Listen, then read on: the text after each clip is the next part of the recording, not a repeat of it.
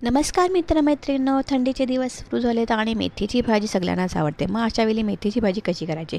मेथीची बघा गड्डी आणलेली, तर महाग आहे मेथी, 30 रुपये जुडी असली तरी पण आपण आणतो. मस्त स्वच्छ वगैरे निवडून घेतलेली आणि मस्त बटाटा टाकून मेथीची भाजी आपण टिफिनसाठी जेवणासाठी करू शकता. इथे बघा मी मेथीची भाजी आणि कांद्याची पाती आणली होती. आता मेथीची भाजी साफ करून घेतली आणि ते बटाटा छान सोलून घेतलेला आहे. एक बटाटा छान असा मोठासा सोलून घेतलेला आहे, बारीक चिरून घेतलेला आणि बघा मस्त मेथी निवडून घेतली. तेलामध्ये लसूण भरपूर सारा टाकायचा आहे. कांदा छान इकडून तिकडून परतवून घ्यायचा आहे. कांदा कोंबून झाल्याशिवाय हळद हिंग टाकायची नाही. तर आता हिंग हळद टाकून छानपैकी इकडून तिकडून परतवून घ्यायचे.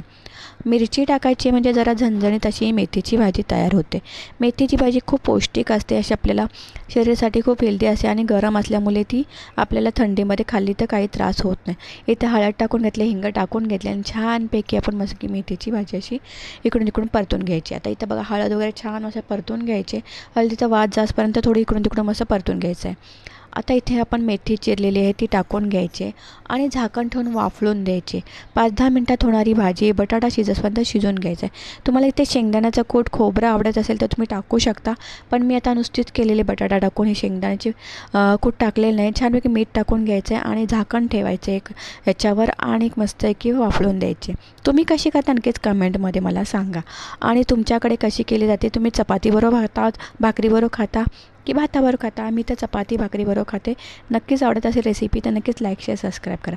अशाप्रमाणे बघा मस्त बटाटा टाकून मेथीची भाजी तयार झाली. छान होते भाजी, नक्कीच करून बघा. आवडल्यास लाईक शेअर सबस्क्राईब करायला विसरू नका. राणीज रेसिपीला पुन्हा भेटू नका, तेव्हा तोपर्यंत बाय बाय. इथे बघा छान झालेली आहे भाजी. चला तर पुन्हा भेटूया नवीन का, तेव्हा तोपर्यंत बाय बाय.